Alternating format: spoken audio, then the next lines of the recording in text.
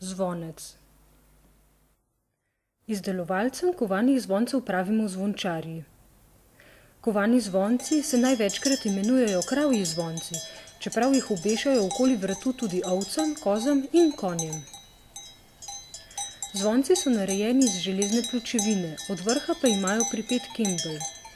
To je podolgovat kovinski predmet, ki ob nihanju udarja ob steno zvonca in ustvarja zvok.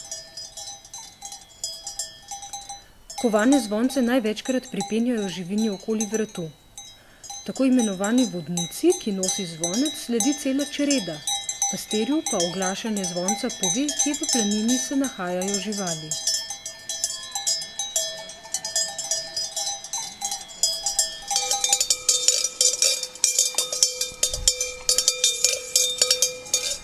Kovani zvonci pa niso namenjeni samo živini na paši, temveč so navzoči tudi med nekaterimi šegami. V različnih slovenskih pokrajinah poznamo pustni lik, ki ima okoli pasu privezane prav kravje zvonce.